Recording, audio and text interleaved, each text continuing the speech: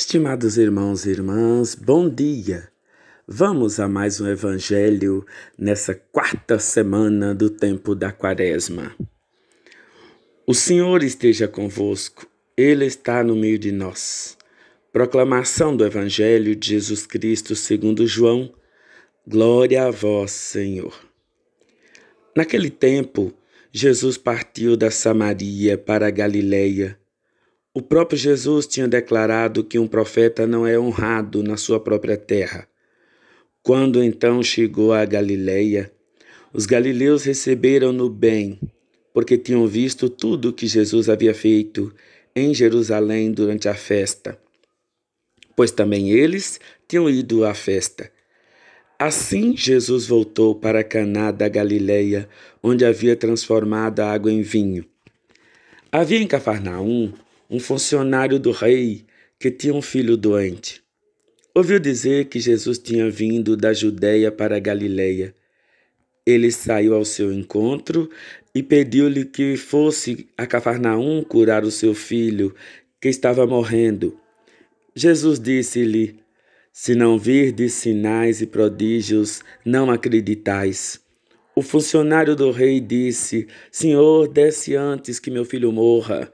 Jesus lhe disse: "Podes ir, teu filho está vivo." O homem acreditou na palavra de Jesus e foi embora. Enquanto descia para Cafarnaum, seus empregados foram ao seu encontro, dizendo que o seu filho estava vivo. O funcionário perguntou a que horas o menino tinha melhorado.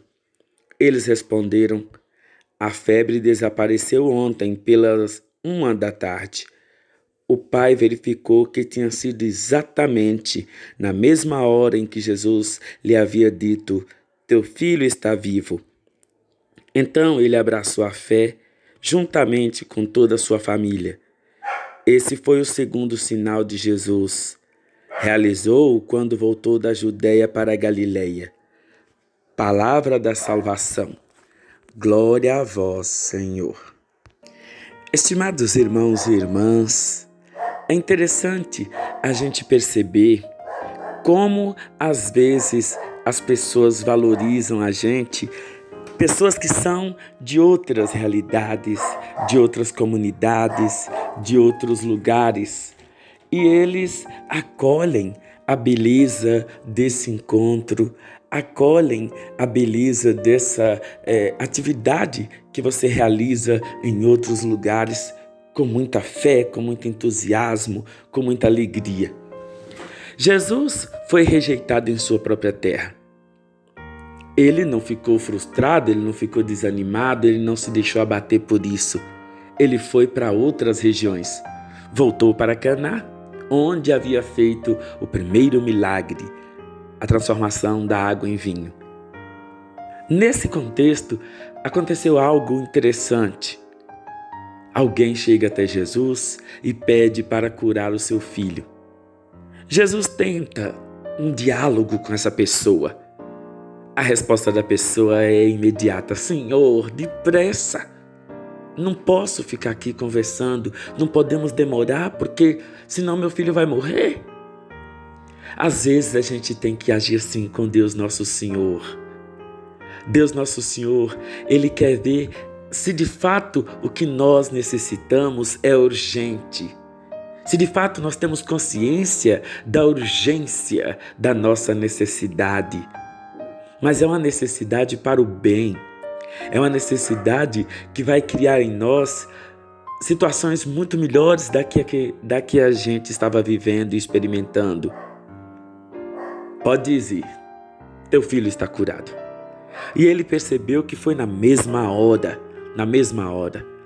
Meus irmãos, minhas irmãs, quando em nossas orações de aflições, que a gente possa dizer a Jesus como este homem: "Senhor, eu sei que o tempo seu não é o mesmo nosso. Eu sei que a hora que o Senhor quiser vai ser. Eu sei que no momento certo tudo vai dar certo, tudo vai acontecer, tudo vai ser conforme sua santa e divina vontade. Mas eu preciso agora. Eu preciso dessa graça agora. Eu preciso de um emprego agora, pois as contas não param de chegar. Eu não tenho trabalho. A minha despensa já está vazia. Senhor, eu preciso da graça da saúde agora. Eu não aguento mais ir ao médico, eu não aguento mais tomar remédio, eu não aguento mais, financeiramente falando, viajar para poder fazer esses tratamentos. Senhor, eu preciso agora. Não é pressionar a Deus, não. É insistir, é tomar consciência da urgência, da necessidade que você tem. Meus irmãos, minhas irmãs, não é algo que nós vamos impor a Deus, não é disso que eu estou falando. Mas é quando a gente externaliza, quando a gente traduz no nosso coração, na nossa fé, para Deus nosso Senhor, a urgência de nossas necessidades. Jesus abre seu coração e acolhe de forma imediata a graça que nós necessitamos. Meus irmãos, minhas irmãs, não adianta a gente rezar quarentena, não adianta a gente rezar novenas, não adianta a gente rezar orações por longos períodos, se a gente não estiver com a fé inabalável, se a gente não tiver consciência daquilo que a gente está pedindo a Deus, se a gente não tiver certeza do que nós estamos pedindo a Deus. Deus nosso Senhor, Ele ouve a oração de cada um de nós, mas Ele também conhece o coração de cada um de nós. Ele entende, Ele compreende, Ele sabe de nossas necessidades. Então, se nós fizermos nossas orações na firme certeza de que Jesus nos atenderá, nos acolherá, com certeza tudo vai dar certo. Pode ser que não seja como a gente está pedindo. Pode ser que a graça que você vai alcançar de Deus não é do jeito que você está pedindo ou precisando, mas do jeito de Deus. O certo é que Deus, como diz um ditado popular, né? Deus tarda, mas não falha. Não é isso. Deus não tarda e nem tampouco falha. Ele vem na hora certa, no momento certo e jamais falha. Jamais. Então, meus irmãos, minhas irmãs, em suas orações, primeiro, antes de falar, de rezar, de pedir a Deus, tome consciência do que você vai pedir a Ele. Será que é isso mesmo que você necessita? Com certeza, esse Pai tirou do mais profundo do seu coração esse desejo de ver seu filho curado.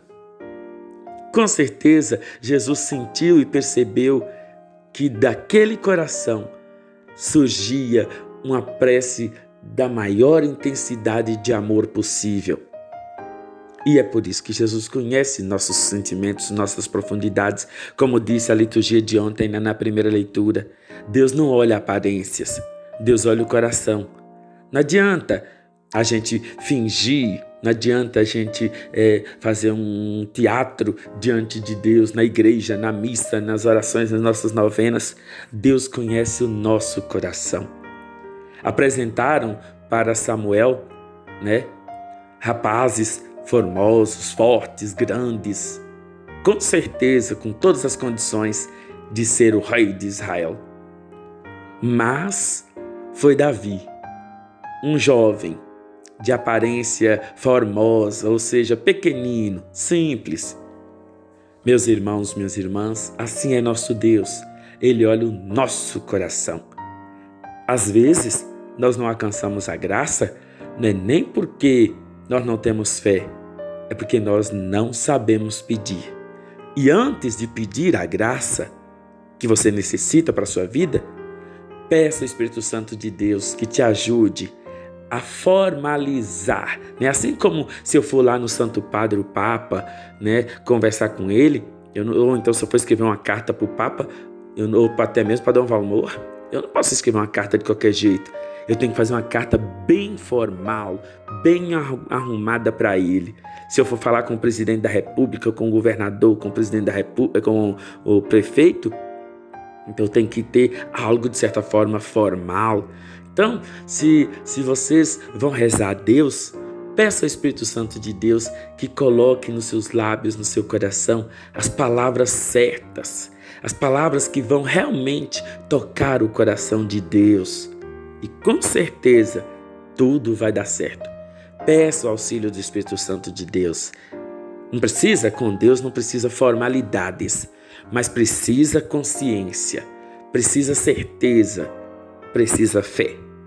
Então, meus irmãos, minhas irmãs, fiquem todos com Deus.